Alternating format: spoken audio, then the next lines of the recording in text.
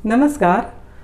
अक्सर हमने news channels में या समाचार पत्रों में इस तरह की खबरें पढ़ी है कि संसद सत्र में नहीं चल रही है या संसद सत्र में है, तो संसद का सत्र में होना या न होना, इससे क्या आशय है, संसद के सत्र का क्या आशय है। तो इस वीडियो के माध्यम से हम थोड़ा इस चीज़ को क्लियर करेंगे। सत्र का मीन्स जो है, देखिए, इसे अधिवेशन या बैठक भी कहते हैं, यानी कि मीटिंग्स एक तरह से। तो अधिवेशन या बैठक जो है उसे सत्र कहते हैं। तो संसद का सत्र, देखिए, जब भी अगर हमें संसद परिसर का, अगर मान लीजिए कोई भ्रमण करने का इच्छुक है, तो जब संसद सत्र में नहीं होगी तब संसद परिसर का जो है भ्रमण किया जा सकता है, संसद भवन देखा जा सकता है। संसद सत्र जो है यानी कि मीटिंग्स इसकी, तो देखिए, साल में, एक वर्ष में 3 बार इसकी मीटिंग्स होती हैं, यानी कि संसद के सत्र कितने होते हैं? 3 होते हैं। संसद के 3 सत्र होते हैं। तो देखिए, पहला जो है वो बजट सत्र है। बजट सत्र जो कि फरवरी से मई माह के बीच में आयोजित किया जाता है। फरवरी से मई माह के बीच में बजट सत्र चलता है। इसके पश्चात थोड़ा गैप रहता है, कुछ एक महीनों का हो सकता है या सप्ताह का गैप रहता है, और उसके बाद में जो दूसरा सत्र है वो जुलाई माह में शुरू होता है और जुलाई से सितंबर के बीच में चलता है। इसे मानसून सत्र कहते हैं क्योंकि जुलाई का महीना जो है वो वर्षा काल से रिलेटेड है, तो इसे मानसून सत्र की संज्ञा दी जाती है। और तीसरा सत्र जो है, देखिए, वे नवंबर से दिसंबर के महीनों में आयोजित किया जाता है। इसे क्योंकि ये सर्दी से रिलेटेड महीने हैं, तो इसे शीतकालीन सत्र की संज्ञा दी जाती है। यानी कि संसद का सत्र जो है वो कुछ दिनों तक चलने वाली उसकी एक बैठक होती है, और उसमें क्या है, किसी विषय विशेष पर चर्चा की जाती है, कोई कानून निर्माण के कार्य वो किए जाते हैं या संसद से रिलेटेड अन्य कार्य जो हैं वो किए जाते हैं। तो देखिए, सबसे महत्वपूर्ण इसमें जो बजट सत्र है, फरवरी से मई माह के बीच में बजट सत्र का आयोजन किया जाता है। पहले क्या होता था कि बजट सत्र जो था ना, इसमें 2 तरह के बजट पेश किए जाते थे। एक तो रेल बजट होता था और एक सामान्य बजट। लेकिन 2017 से ये क्या किया है कि दोनों जो रेलवे का बजट है और सामान्य बजट है, इन दोनों को संयुक्त रूप से इकट्ठे ही सामान्य बजट के रूप में पेश किया जाता है। और इसके अलावा एक और जो बदलाव किया है नरेंद्र मोदी सरकार के द्वारा किया गया है 2017 में ही, तो उसमें क्या किया गया, जैसे कि फरवरी के लास्ट सप्ताह में आयोजित किया जाता था, जैसे शुरू होता था बजट सत्र, तो इसे क्या किया गया, 1 फरवरी से 31 जनवरी से जैसे राष्ट्रपति के अभिभाषण से बजट सत्र की शुरुआत हो जाती है, और 1 फरवरी को वित्त मंत्री के द्वारा लोकसभा में जो है बजट संबंधी भाषण दिया जाता है, जो कि बहुत ही महत्वपूर्ण है। और उसके बाद में जो बजट सत्र है वो प्रारंभ रहता है। और देखिए, एक और जो खास ध्यान देने योग्य बात है वो क्या है कि लोकसभा के लिए तो 3 सत्र हैं, लेकिन राज्यसभा के लिए बजट सत्र जो है इसके 2 अधिवेशन होते हैं।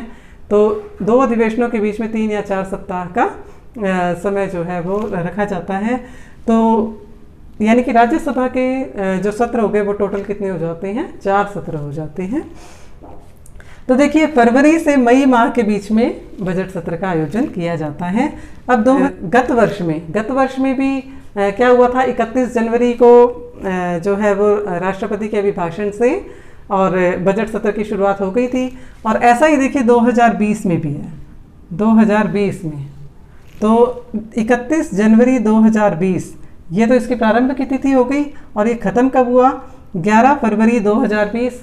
फिर जो सेकंड इसका जो चरण था वो 2 मार्च से शुरू हुआ और 3 अप्रैल 2020 को ख़त्म हो गया। यानी कि देखिए, जनवरी से अप्रैल इनके बीच में ये जो बजट सत्र है ये शुरू हुआ 31 जनवरी से, और अप्रैल में ये ख़त्म हो गया।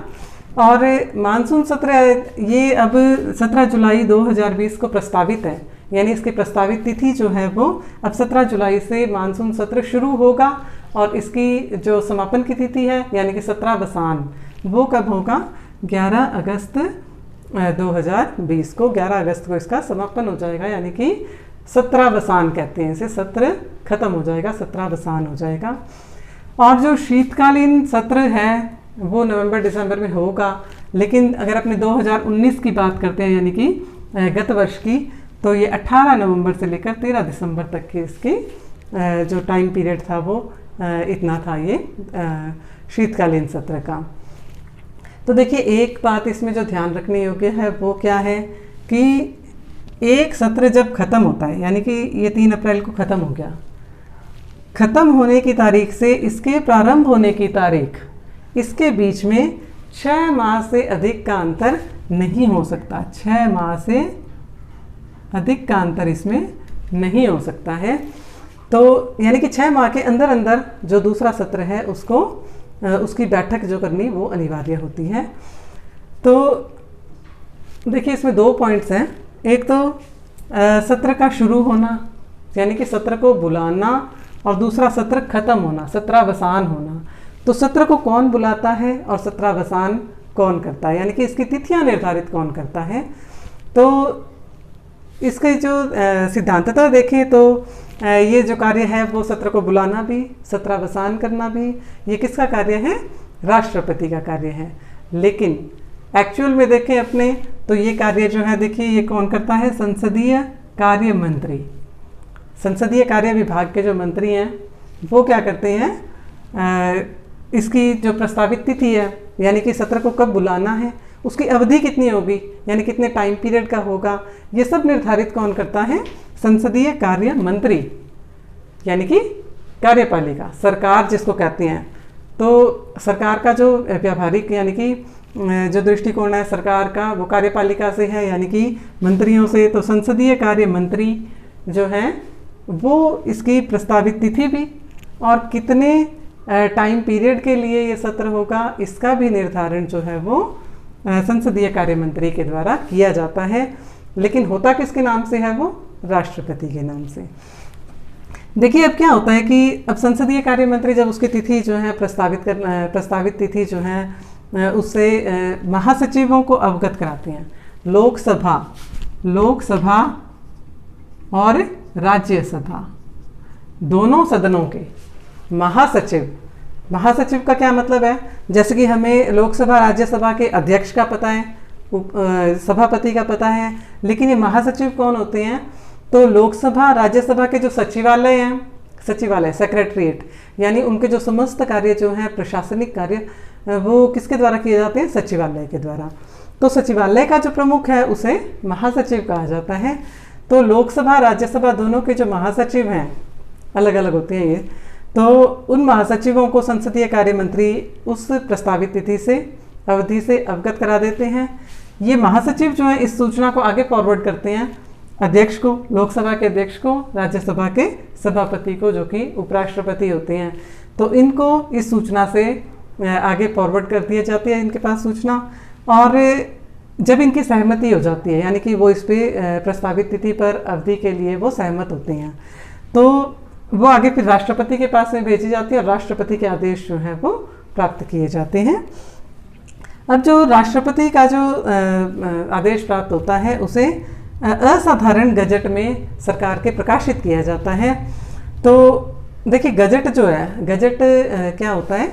एक तरह से ये अपने अखबार यानी कि पत्रिका टाइप में होता है और उसमें सरकारी सूचनाएं होती हैं, यानी सरकार द्वारा जितनी भी अधिसूचनाएं निकाली जाती हैं वो गजट में प्रकाशित होती हैं। तो गजट जो है ये 2 तरह के होते हैं, वीकली, एक तो जो साप्ताहिक है और एक असाधारण गजट होते हैं। तो वीकली तो आए सप्ताह जो है वो प्रकाशित होते हैं, जबकि जो असाधारण गजट है वो विशेष परिस्थितियों में जब कोई विशेष आदेश जो है प्रकाशित करना हो तब असाधारण गजट में उसे प्रकाशित किया जाता है। तो राष्ट्रपति के द्वारा जो प्रस्तावित तिथि है अवधि की सूचना जो है वो असाधारण गजट में प्रकाशित की जाती हैं। फिर इसके बाद में जब विज्ञप्ति जारी हो जाती है तो उसके बाद में प्रत्येक सदन को, दोनों सदनों को, लोकसभा और राज्यसभा दोनों के जितने मेंबर्स हैं उनको आमंत्रण दिया जाता है और इस तरह से क्या होता है, सदन का सत्र जो है वो बुलाया जाता है। तो देखिए काफ़ी जो है ये टॉपिक ज़्यादा मुश्किल नहीं है, बहुत आसान सा ही है, लेकिन फिर भी इसमें अगर आपको किसी तरह की कोई समस्या हो, कोई प्रश्न हो तो आप कमेंट बॉक्स में जाकर ज़रूर कमेंट करें। धन्यवाद।